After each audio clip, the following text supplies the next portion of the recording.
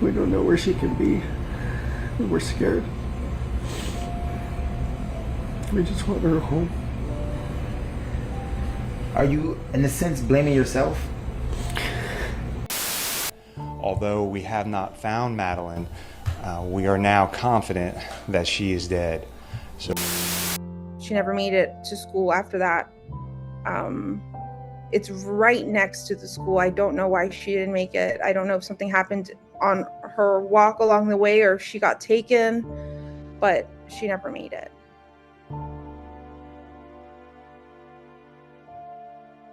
Welcome back to the channel, everybody, where we cover true crime, mystery to the missing. In today's video, we are highlighting 5 interviews in the Madeline Soto case, where we learn new details, or something shocking was said that has never been heard before, such as, when did law enforcement catch on to Stearns, and how Jen Soto's behavior and actions have not felt genuine.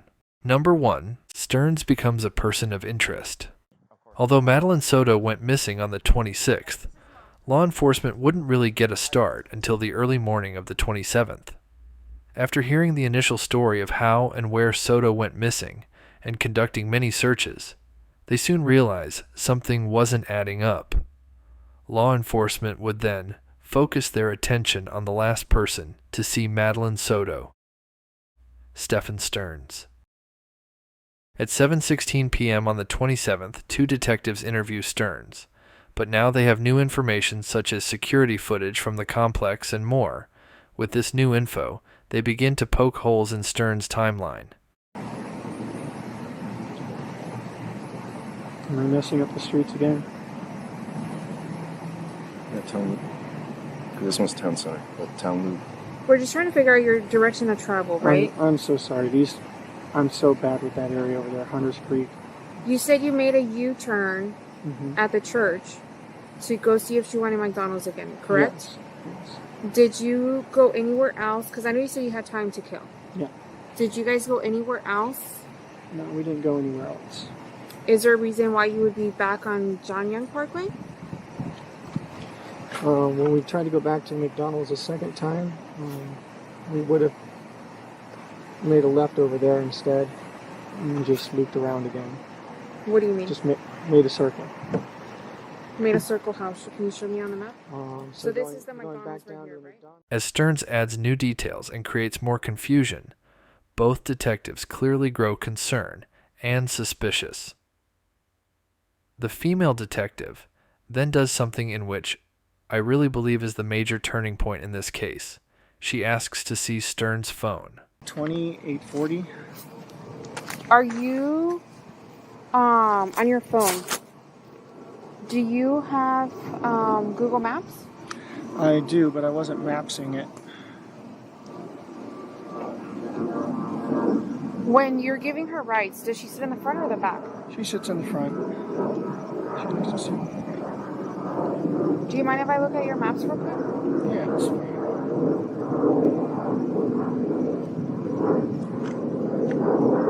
And just to confirm, also, you said, so the second time around, you said you went up John Young Parkway, you went through Town Center this time, made a right on Town Loop, and then you said you dropped it her was off right here in this stretch here. around this area. Okay. Which was before the underpass. Correct. Before the underpass, just before the church. The church was ahead on the left. The underpass was just beyond that. The school was just on the other side of the underpass. So maybe, On the left-hand side. Maybe a block away. The female detective then asks permission to screenshot Stearns' history on his phone. You can clearly hear the concern in Stearns' voice and demeanor. Meanwhile, the other detective continues to question Stearns' timeline.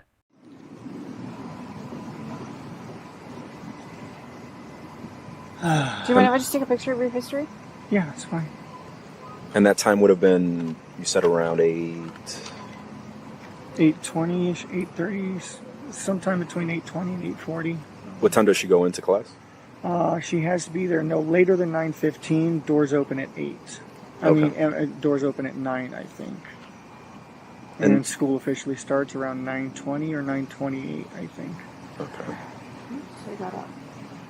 And when you dropped her off, is that Earlier than typical, later than typical, around the same time? Earlier than typical. Really? We had made really good time that morning, and with the subtraction of McDonald's, we had more time than usual. Okay.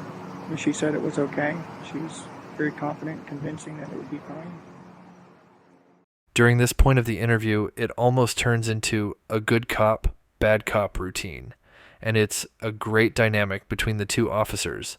The female detective then asks to see Stern's Google history. So I barely know how to work it myself. I'm an iPhone person. No. Is it okay if I go in your settings real quick? I just want to see if you're logged on to your Google. I am not logged on to my Google with that, actually. Is it okay if I check? Yeah. Is this what you use to go places? Yes. And they need someone to help out. Can you unlock this one more time, please? Sure. I have a question. Yes. Sorry, are you guys done? No, we're good. The other detective mentioned that you did not have your phone yesterday. Correct. Tell me about that. I left my phone at home in the morning, too. I was so busy riding her over the door on time that I left my phone. She left her phone. We Okay. both left our phones. Did you have your phone when you went to the smoke shop? Not the first time after I dropped her off. I was still without it. I got my phone and went back to the smoke shop Okay. later when I got home. Between Stearns not having his phone with him on the day Maddie went missing and having no history in his phone, this forces Stearns to reveal that he had reset his phone recently. And then I also noticed, I was checking your call history. I noticed that you don't have anything before this morning. Is that unusual on your phone? No, it's a new phone. Stupid. I went to do an update yesterday morning, and I don't know what the fuck. Pardon me. I don't know what the heck I did, but somehow during the massive OS update, I managed to factory reset my phone and lose all of my contacts, all my information. Mm-hmm. What time was that? Do you remember?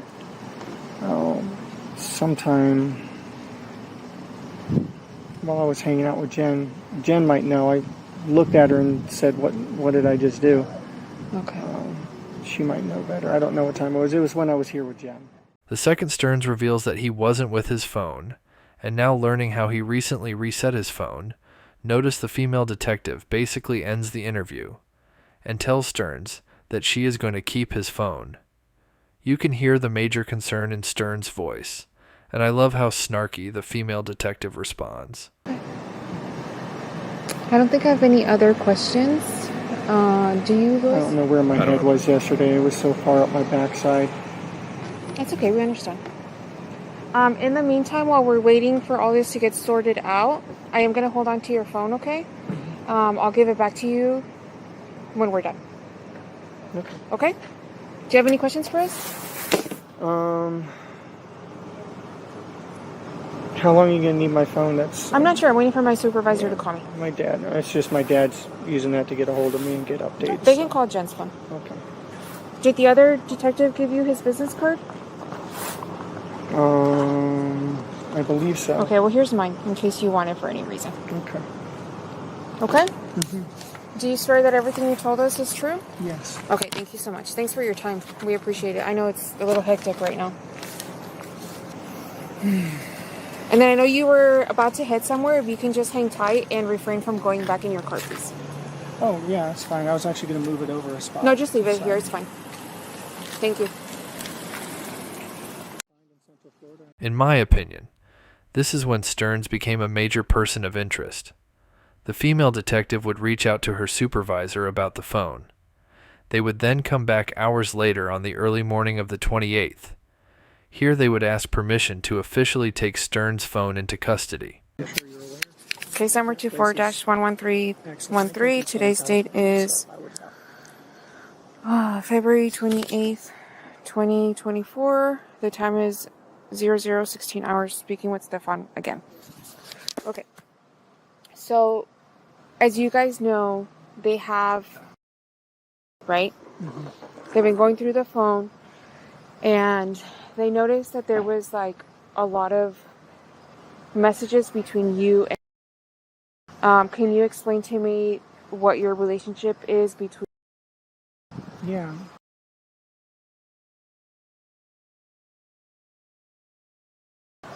Mostly things like, when are you going to call us? When are you going to come up here and visit? Hey, poopy head, get online. Things like that. Okay.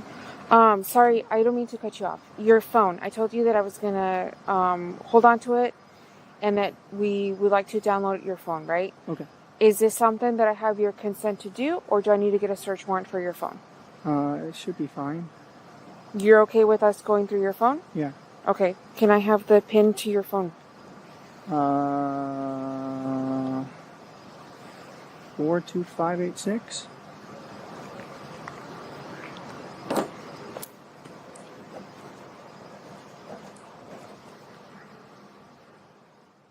Later that day, after taking Stefan's phone, they would arrest him due to the terrible images recovered off his phone that he originally tried to delete, and Stearns would become the prime suspect. Number 4. The Woody Allen Statement. Jen Soto would be questioned the day after Stefan was arrested. She would act strange and be shown pictures of Maddie sadly dead, laying in Stearns' car. Her behavior is off, but this statement she makes is truly disturbing to many. All the time. I think I can count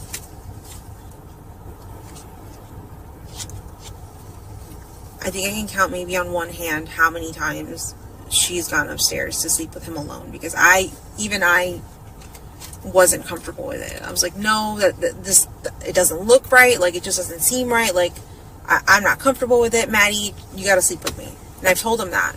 But there were times that they'd beg for sleepovers, like, please, we just want to stay up late watching movies. And I would be too tired to stay up late, so I would say, fine, go ahead and do it. But just this once, like... When did you start becoming comfortable with it? I don't know if I was ever comfortable with it. Woody Allen would date Mia Farrow, who had 2 adopted children. Woody Allen would eventually break up with Farrow, and Allen and his adoptive daughter, Previn, would become a couple. She was 27 when she married Allen, who was 62 years old. He's never said anything to you or anything about it?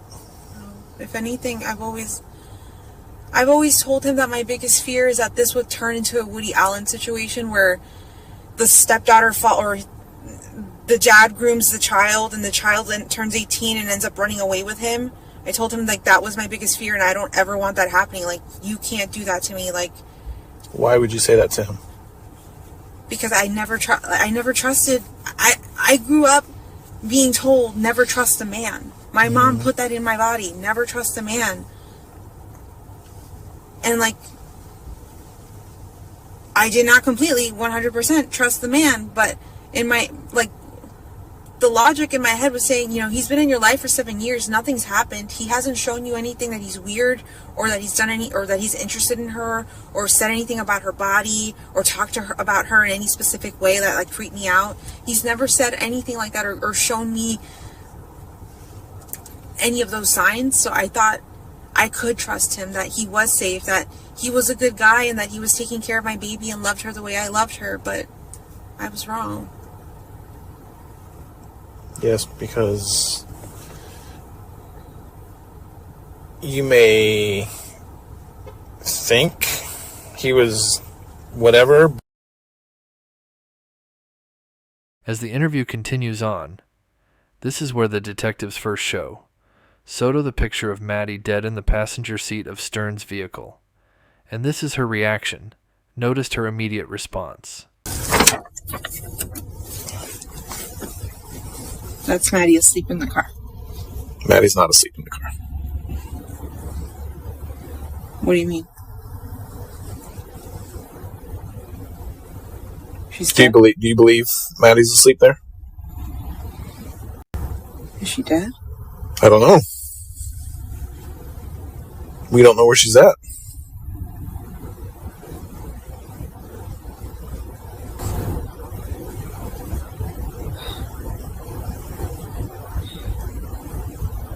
That's an odd way for her to be laying down sleeping.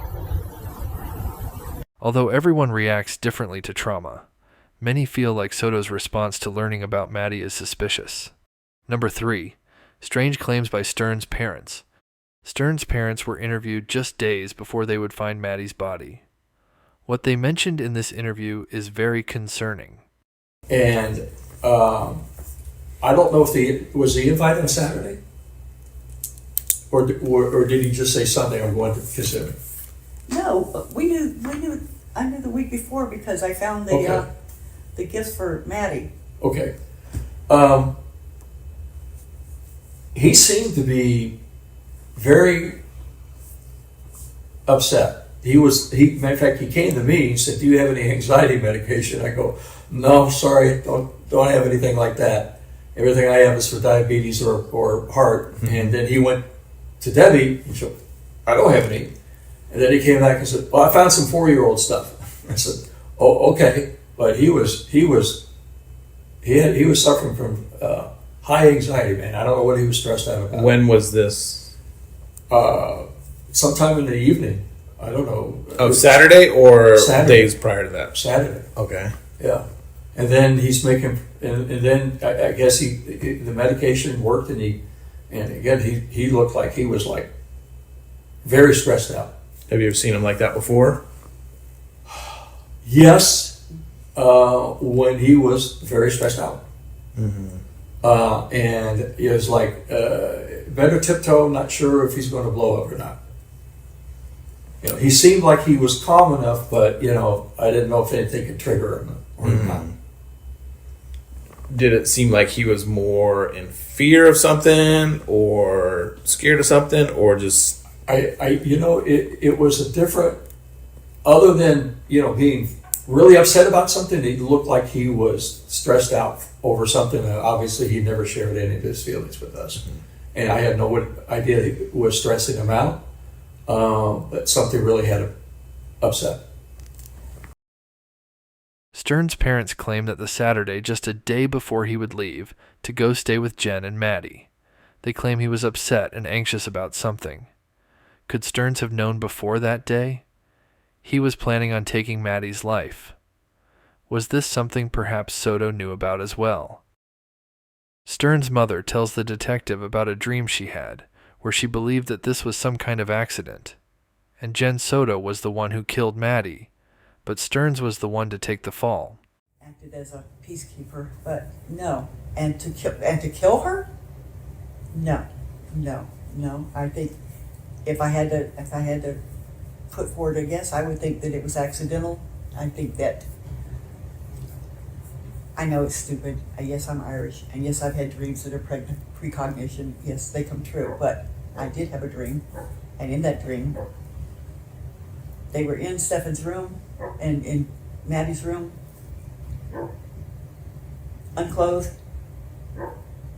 Jen came in to wake her up. Was confronted by the fact that they were together in a way they shouldn't have been.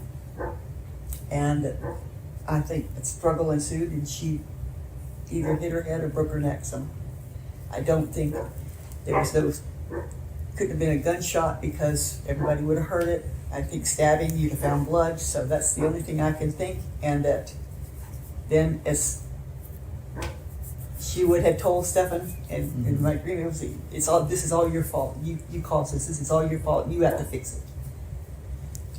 We think he's being the front person on this and falling on the sword, and Jen's definitely complicit in this in some way. That's what we think. So then you believe that Jen would have prioritized your son more than her own daughter? Yes. Yeah. Why? Because she didn't have anybody else. Oh, I think they made a pact. I think they and again, decided who was going to do look at her hugging him and consoling him at that interview, knowing full well what the truth is. And I think Stefan's decided to be the fall guy in this because he's feeling remorse over the inappropriate relationship he had with Maddie, and that since if he's going to be discovered in this that he's going to be the front guy in this. But That he she's owes just that as to her. culpable as he is in this. The other thing is that as a mother, I have seen that child cry. Although this was clearly no accident, Stern's parents, along with many others, feel like Jen Soto is not acting the way a mother would, just after learning about the horrible things Stearns did to Maddie before she was murdered. It's on Stefan's phone that there's sex acts between Maddie and Stefan. And I go, I like disbelief and go, okay. And I asked her how long. She said 2 years. And she said something to the effect, like he needs a lawyer up. Mm-hmm. And I thought that was just really weird. And so a few hours later, she finally comes out of the. I'm communicating with her before this, and I said I got to go get something to eat, and got to use the restroom. The station's locked up. I can't get in. And she said, well, they said go up to a Wawa or something. I said okay. And the next thing you know, no, they're going to let me out and I'm going to get something to eat. So she comes out, and demeanor is just matter of factly, everything's fine. Mm-hmm. And we get in the car and we're talking, and we go to get something to eat. And I kept thinking, this is a woman who just learned that her child had been sexually abused for the last 2 years, and she's acting towards me like nothing's happened. Mm-hmm. And it's like another day, another evening out, we're just spending time together. That entire time, and then I take her back to the police station, and then she's done with her interview. The detectives come out and say, hey, we want to talk with you. I said, fine, there's somebody to have a conversation with me. Arrange for her to get in the car to stay with Sailor, and I go up and have my conversation with Alex, and then I go back to the car, and I'm going to take her back home because she needs a ride home. And even her demeanor of coming out with the detectives is just like, everything's fine. Did she act like that during previous contacts with you guys, whether it be last month, last year? Was it the same kind of interaction? Yeah. If anything, this is the most interaction I've ever had with her. Mm-hmm. Because when she came here, I never really interacted with her unless we're having a meal together. Mm-hmm. And so we're leaving, and I'm taking her home. And I kept thinking as we're talking, I'm expecting her to just blow up and start beating the shit out of me or scratching me or chewing my ass out. Number 2, sex stuff, not evil. Jen Soto would be brought into the police station to be interviewed. This would be conducted just before they would find Maddie's body. Her reactions and statements are very concerning. Again, many people react differently to certain situations. There may have been a conversation, there may have been knowledge, or there may have been some inclination that you had, whether it be his involvement, her location, or something to where in your mind there's guilt. I promise you. Because you offering him a lawyer is very weird. I know. That was still me under the assumption that I think at one point you guys interviewed me, and when you guys showed me the picture of her, I believed the sexual stuff, but I didn't want to believe that he had done anything evil to her. I'm like, what if he did this stuff fine, but what if she's still missing out there? What if somebody took her? I still wanted to believe I believed him. I believed his whole story. So I was just like, I kept repeating that part. I'm just like, what if she did get dropped off? What if she got abducted? What if she's missing? But that was me assuming that you guys had the wrong guy. I wanted to think he was a good guy still, but clearly he's not. After everything you guys have told me and have shown me, I know he's the worst person on this face of the earth. We know that now. We know he's a piece of shit now. But you didn't know that then. I didn't. Then you offered a guy who the police suspected of kidnapping, abducting, assisting in the disappearance. offered him a lawyer. And then we don't have to roundtable that. You went back to what you just said is the sex stuff is fine. It's not fine. Look, I know every relationship is different, and I know everybody's family is different. I won't ask, but going back on, has he expressed interest in, I'll use the word weird, I'm not going to shame anybody for what they like, different sexual pleasures, different sexual experiences, different kinks that involve things you weren't comfortable with? The only thing he's ever expressed to me was like anal. Okay. He had an anal kink and like butts. Okay. But that was something I was never comfortable with or doing. And I let him know that, but that's not something. So, you guys slept in the same bed together. Stephen was a big portion of your life at one point. Steph was a big portion of your life at one point. And this is not me coming at you as a person or a bad person, because shit happens in the past. In the past, in the past. We can't change the past. Has he ever expressed to you? Never. Has he ever made these statements about made you feel different? No. Okay. When you guys slept in the same bed together, in the middle, did you ever wake up and find them cuddling? Did you ever wake up and find them closer than you thought they should be? They would snuggle, yeah. Okay. But we all snuggle. I didn't think that was that problem. So if you guys are sleeping in the same bed, she's in the center, you've woken up and they're snuggling, they're everything else, and you can now piece back her victimization in your house under your care to 2020. I believe you've gone as far back as in when she.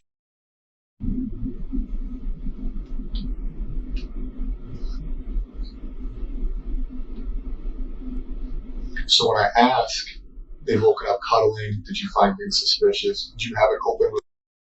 Did he talk to you? Has he made inappropriate statements? It's almost like cheating, right? Have you ever been cheated on?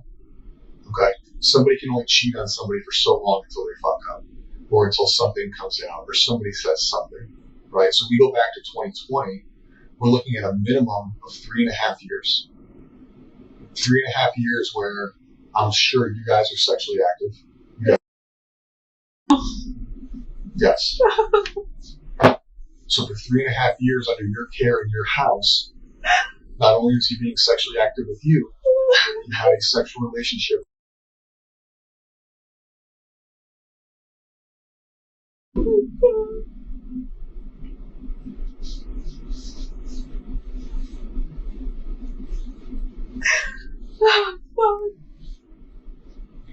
And I know it's an emotional thing, and I know it sucks to hear.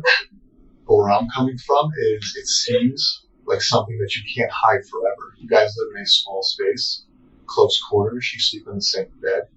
You guys all talk, you guys all share things. You're an observant person for the most part, I assume. Outside of taking medications and going to sleep, it seems very difficult. A lot of grown-ass adults can't hide an affair with somebody who doesn't. Jen Soto would be pressed on the fact that even though she just found out about the horrible stuff Stearns has done to Maddie in the past, Soto continued to defend Stearns, and the detectives are clearly concerned.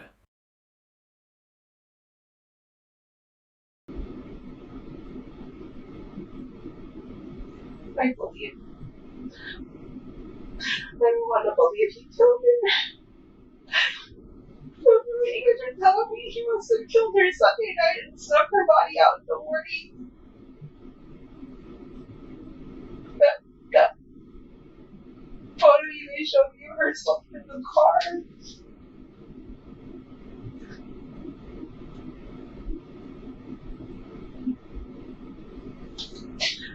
You don't want to believe he killed her. I want to believe she's still alive and that she got kidnapped, but that doesn't seem like that's the case at all. Yeah. I know, my brain just wants to believe something else. I just want to believe she's still alive, she's out there.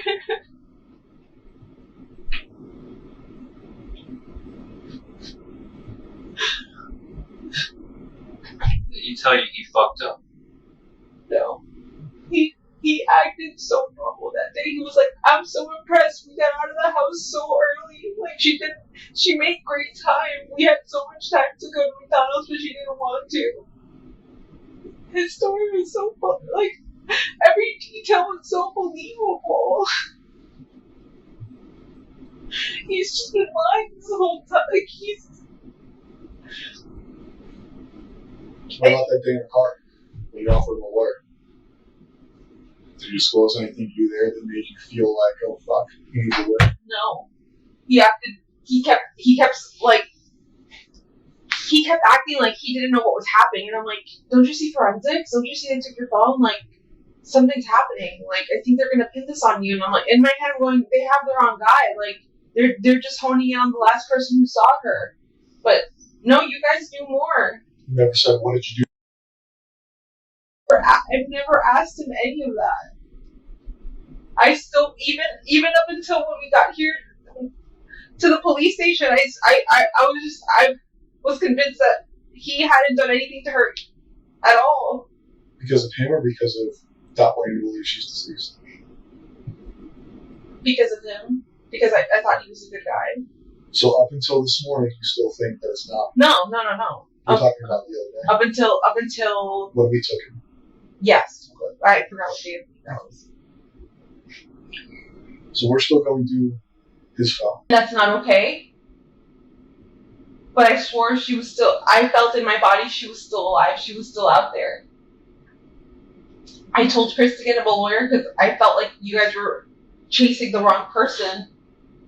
But you weren't. You're not. We showed you a picture.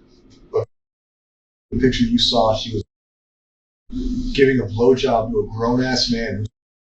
And you told his dad to get him a lawyer. Missing, right? Now you... But then you just thought she was missing. And we were showing you our investigative lead. A blowjob is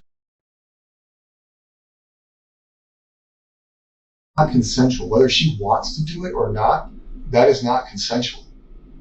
And you prioritized him again. You prioritized him by offering him or telling his dad to get him a lawyer. Not, what the fuck did he do? Not, hey, we need to figure out what happened. No, let's protect Stefan. I was in shock. No, that's not shock. That is your natural instinct to protect Stefan. Okay? And if that's naturally how you react, that's fine. But that goes into what I've been telling you this whole conversation is I don't believe a lot of the things you're saying, and I don't believe a lot of the things you say you weren't aware of. And that is because you've now shown me twice that your first reaction, no matter what you were told or shown, missing and we're seizing the cell phone, or we're showing you pictures of her giving him a blowjob, your first reaction is to protect Stefan. So now, ordered by Stefan, you're aware of this, you were shown pictures of this, you were shown pictures of her body in his car with a seatbelt on, right? We have played it out for you. Now you're in a stage where he's in jail, you know she's passed away, and now you can feel emotion, right? Until that point, when you were shown that she was deceased, your continued first reaction is to protect this guy. You just said, I only saw a picture of him, whatever your verbiage was, I say blowjob, of his penis in her mouth, and your first reaction was, fuck. The detectives really start to put more pressure on Soto to gauge whether or not she was involved or knew anything about Maddie's situation with Stearns and her murder. Soto continues to claim she believes Stearns couldn't have been capable of this. Victimized? No. She's being abused? No. It's Stefan needs a lawyer. Who the fuck cares if we think he killed her? He's... I don't know why. I don't know why I said. But that's the problem. You don't know why. So the reaction in your mind is you are continuously protecting this guy. So why do I sit here and believe that you don't? Because right now you know Stefan killed her. You know Stefan's been. You know without her body, can he be charged with murder? I don't know. Exactly. So you don't know what we can do. Do I think we can charge him with murder? It's not up to me. Should he be charged with murder? Yes. Please. Does your role in her life lead this to happen? I'll be honest. Yes. I know. Since she was a child, since her victimization started, it occurred under your roof and you acted like it didn't exist. And knowing the victimization, knowing how ongoing it is, knowing that you saw a picture of it, not just us telling you, not me and him saying, hey, listen, he's being, I think they had a bad relationship. They showed you a fucking picture of it. And you still protected him. So how am I supposed to not think that the thought process in your mind is until she's found, Stefan can't be charged with murder? Because we both now know that you don't want him to be charged with murder because you want him to have a lawyer. No, I don't. He can't be charged with murder. That was then. Everything that you guys have shown me since then and have shown me that he's So we had to lying show this you a whole picture time? of her dead in the car for you to finally not take his side? Enough? Do you not see where I'm coming from? Like, I'm not trying to be a here, but it makes absolutely no sense that you were never is Stefan. I don't know. Where does your mind go? Stefan. There should have been no doubt in your mind when they showed you that picture of what he was doing to you, that you had any care in the world other than I want that motherfucker to die. Whether you believe in the death penalty or not, he protected him. So now we're talking about her disappearance and where her body is. Why do I believe that you're still not protecting him? Because you say so? Because you can't explain why you protect him. You can't explain what is inside of you that makes you protect Stefan. And you may never be able to explain it. But eventually we're going to have to figure it out because you haven't convinced me that you're still not protecting Stefan. I got all these people out here searching. I haven't seen my own kid in days because I'm looking. I truthfully believe that I can't go home and see my kid is because you're protecting. I can't go your people sitting in the woods just waiting for me to tell them where to go, but I can't because I think you're in trouble. I don't care about him. I want him to go to jail. I want the worst thing possible to happen to him in jail. I know what happens to predators in jail. Like, I'm ready for that. Like, please. I don't give a fuck about him. I'm not protecting him.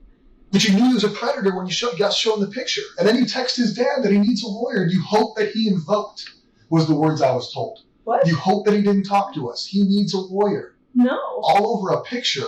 You didn't care. You didn't care then. Oh, whether sex isn't important to you, that wasn't anything close. I knew what I saw was He was terrible. a predator right then and there. That's the day you found out he was a predator. Yeah. Yes. And after you found out he was a predator, did you not say he needed a lawyer? I did.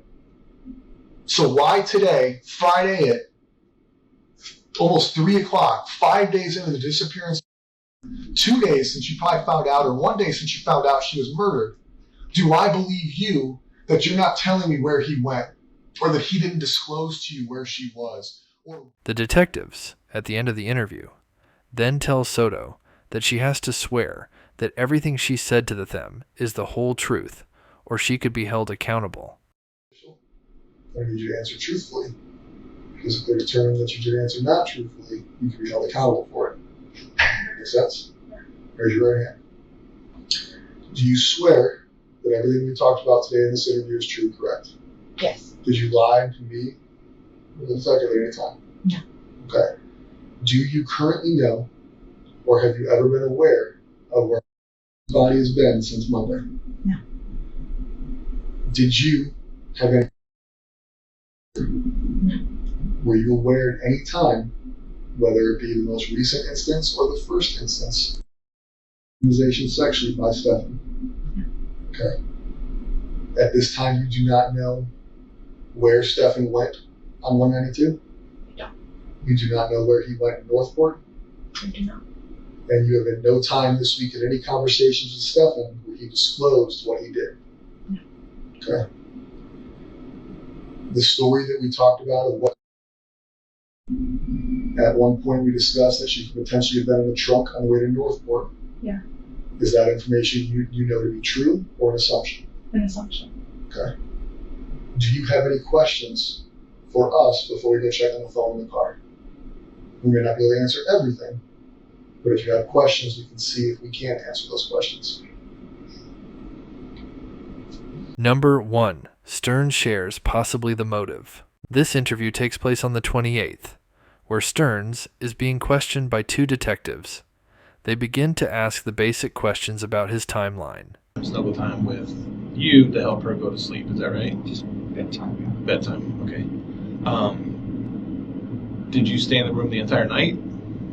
Not the entire night. I'm usually up and down sometimes. So I might go grab a drink or something, or yeah, I'm up and down sometimes. Gotcha. But you didn't at any point go.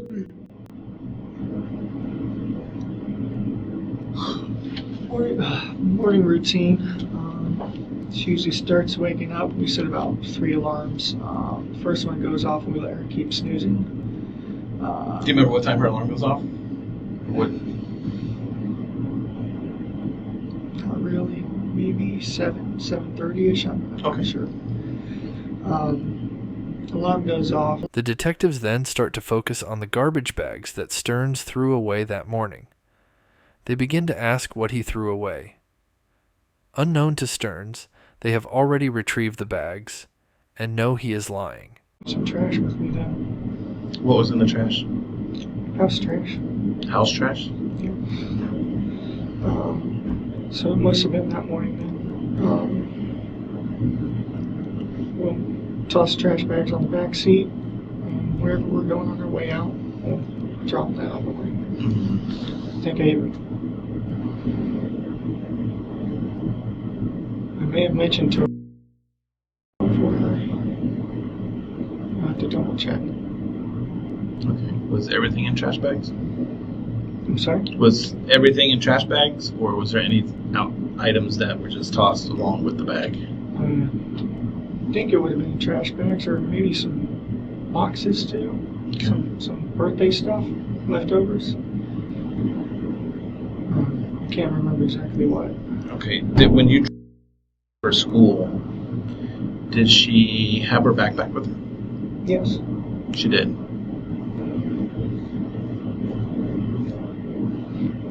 Did she have her school computer with her? Yes. Presumably, yes. Presumably. Okay. She should have.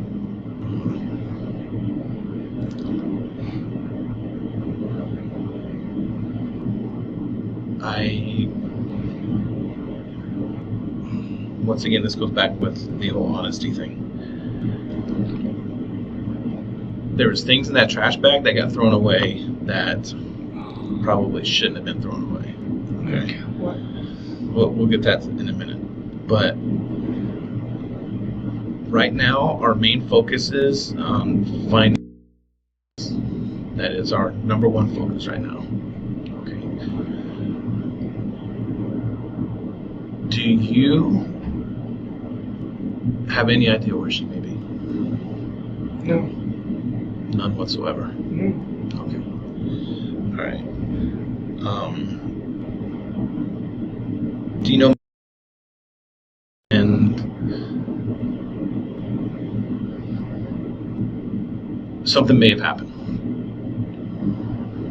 Do you think anything?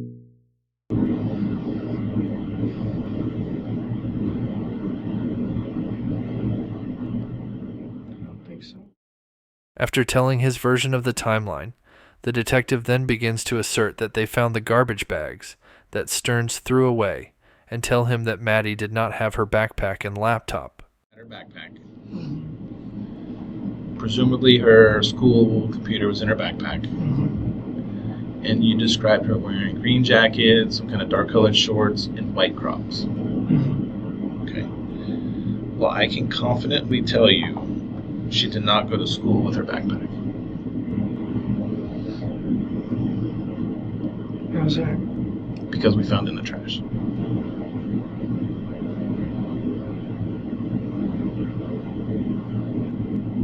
So, Stefan, here's what I'm asking you and pleading with you is to dig down and do some soul searching.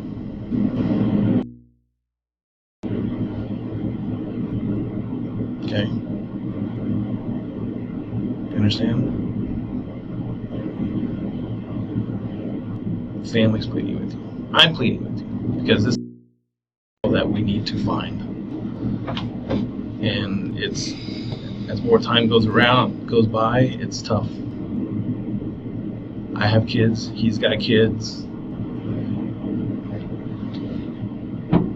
And this little girl's out there somewhere that we need to know where. And I really, really, really think you can help us. Okay. I mean, you want to get something off your chest. I don't know what it is, but I'm pleading with you. I don't know.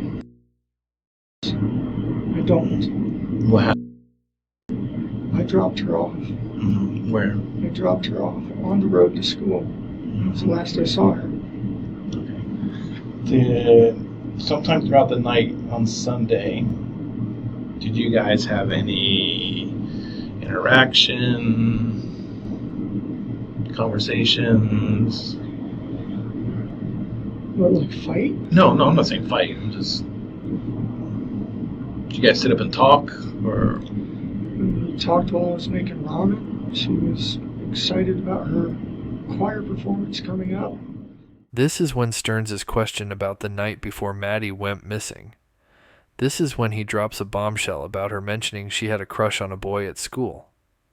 Could this have been the motive and the reason Stearns took Maddie's life that night? She was singing a little bit. I told her it was pretty. It reminded me of Sister Act. That's why I wanted to show her that movie. Just talking about a crush she had on the boy. How'd that make you feel? Fine. She knows she's not old enough to date, but I told her crush on. Get your crush. That's healthy. Do you think had she had any boyfriends in the past?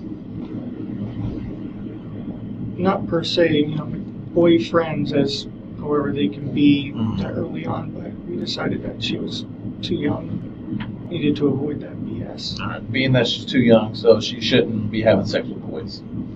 She's all the that stuff. None of it counts. None of it's real. I just told her she'd be better off waiting till high school. Mm-hmm.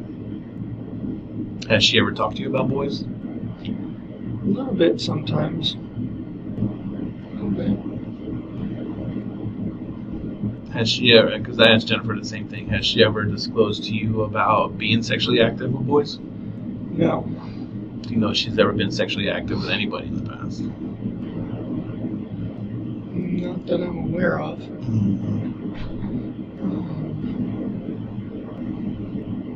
I heard there was some sort of incident when she was much younger where she did something with the phone or a camera but got scolded for it. She was very young. She didn't know. She got scolded for it though. But that's vague. That's just remembering what someone said offhand. All right.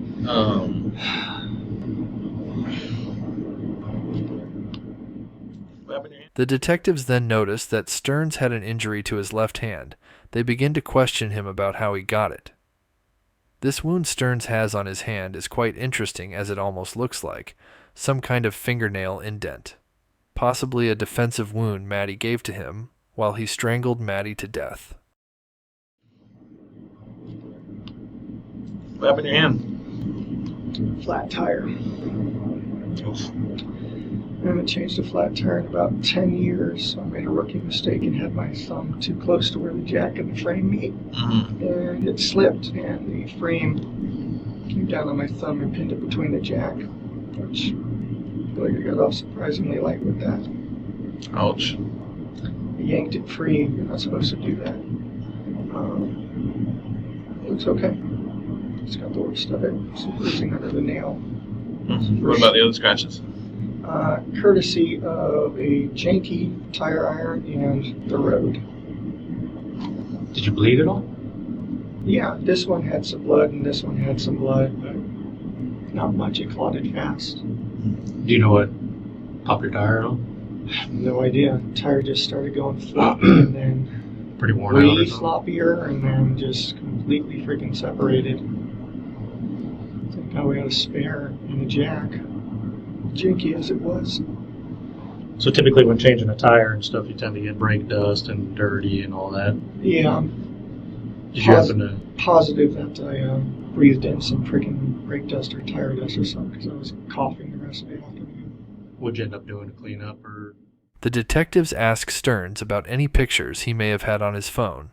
Stearns acts like there wasn't anything bad on his phone, but that's when the detectives confront Stearns about having explicit pictures of Maddie. Stearns would then ask for a lawyer. Take them every once in a while.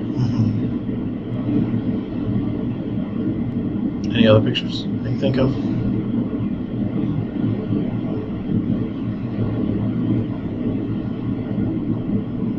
Here's where I'm going to be brutally honest with you. There's your phone. And I'm pretty sure you know what some of those pictures are about. You're a very intelligent person. And I don't want you to discredit yourself by saying you don't know about all the pictures that are on your phone. You understand what I'm saying?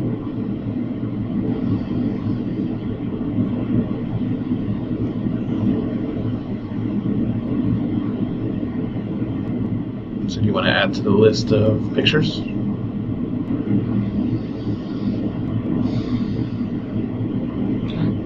No.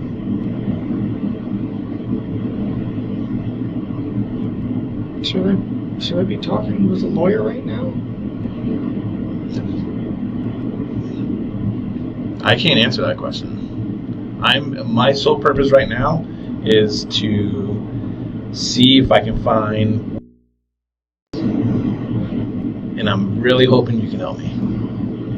Okay. Well, I'd like to try to help, but I feel like I should probably have a lawyer present at this point. So you're wanting an attorney? Yeah, I think so. Okay. That can happen. I want to let you know you're not free to leave. You're being detained, okay?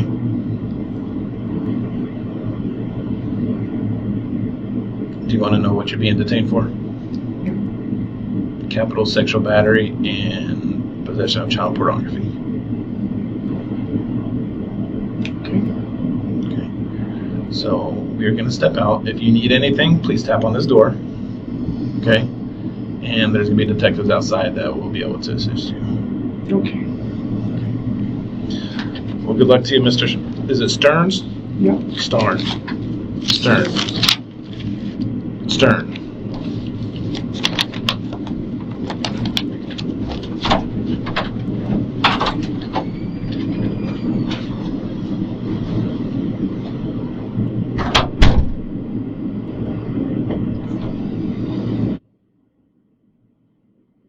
Stearns would then be told he was under arrest for having terrible photos and videos of Madeline Soto and of other children.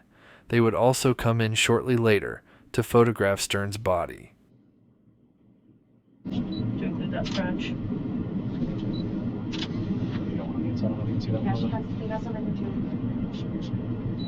And what's the inside? Right there. What was the bit on his mouth that you needed on the end? It's right there on the right side of the cuticle. This? Yeah. Are we doing finger swabs? Was that? Nothing was in there? No. Is it? Yeah, I didn't see any other injuries. Okay. Sadly, Madeline Soto's body would be found a few days later, without the help from Stearns or her mother, Jen Soto. Again, Jen Soto at this time of making this video is considered to not have any involvement in Maddie's murder, but there are many who feel differently. Please share your thoughts in the comments down below. Please smash that like button and subscribe if you're new to the channel. Please consider supporting the channel by becoming a member or supporting me on my Patreon page. Thank you so much for watching.